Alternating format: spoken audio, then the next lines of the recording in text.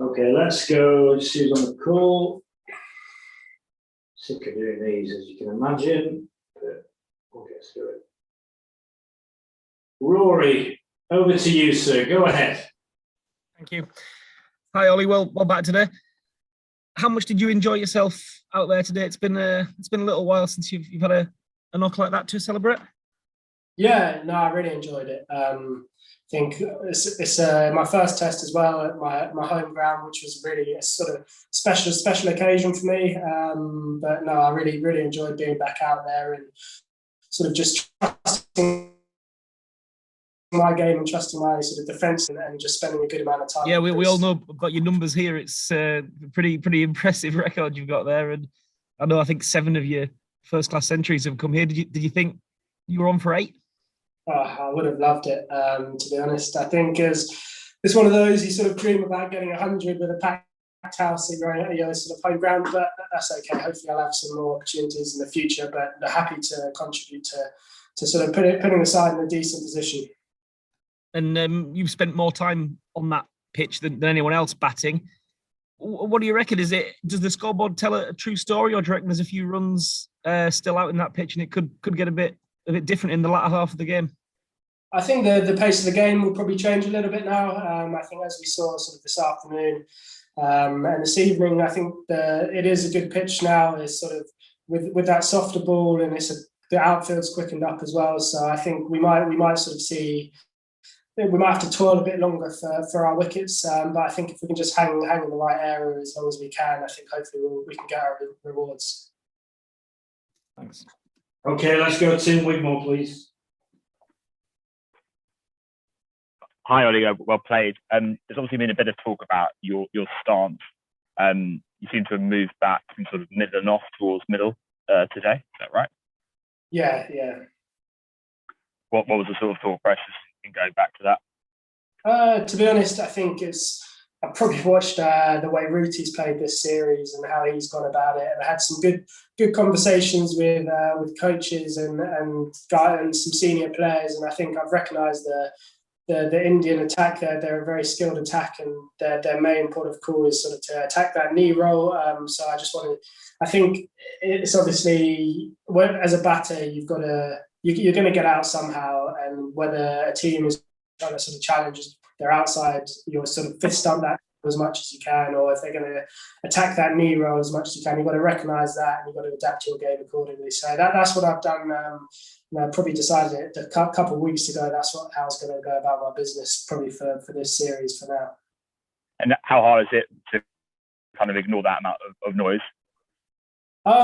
It's tough.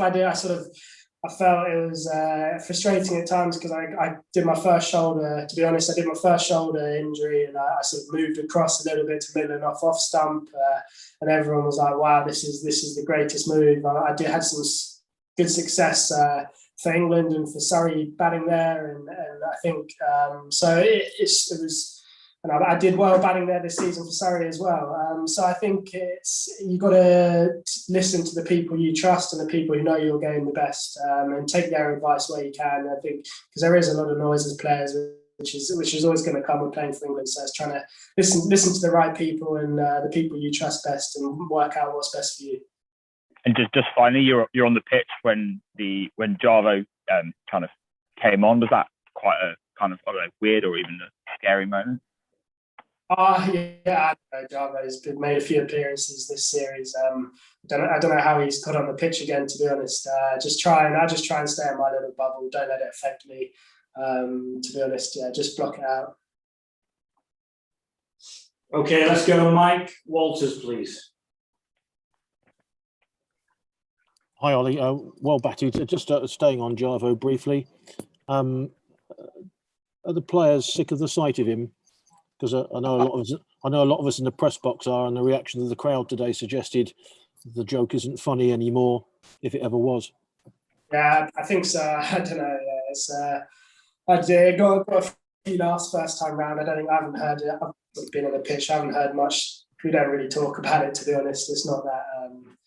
I guess it just stops the play for 5 minutes every time he comes on. So yeah, there's nothing really we gain from it. And in that regard, does it affect your concentration, or do you have to sort of double down and reboot again, because these unscheduled interruptions in play can't be helpful if you're trying to build a potentially match-winning innings like yours?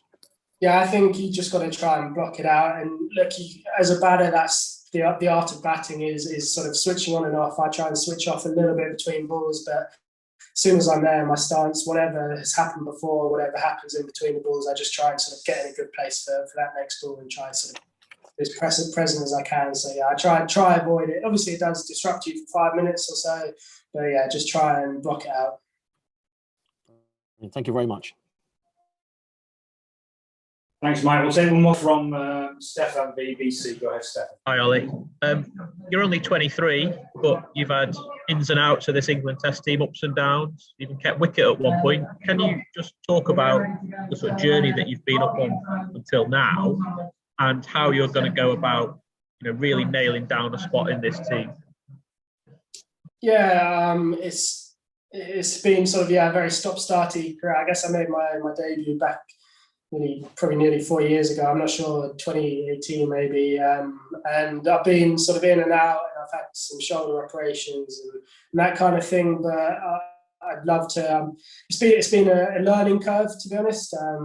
It's not that my fitness has ever been bad, but it sort of reminds you to do everything possible to stay on the park. Firstly, because the last thing you want to do is give up your spot. And I think I've learned a lot over I think it's my 20th test. I've learned a lot how to deal with sort of the noise, the off the pitch kind of thing. I want to be as confident in my game as I can. So I've had some great learnings over my career so far. As I said, I'm only 23, but I've got some good experience now in the test arena. So hopefully I can build on today, and I think it's just the start of a good run that I can get on. And test matches, you've made 100, you've made some good scores. Do you feel like a real bona fide test batsman, or somewhere where you'd like to get to feel really, really? There's at this level. I think obviously I would have loved to get another 100 today, but you see the hunger from the guys at the top, and they're never content with where they're at. You always want to. So I'm going to do everything in my power to sort of get right to the top of my game. Help this side win some games as well. Thank you. Well batted. Thanks, everyone. We're done. Cheers. See you soon.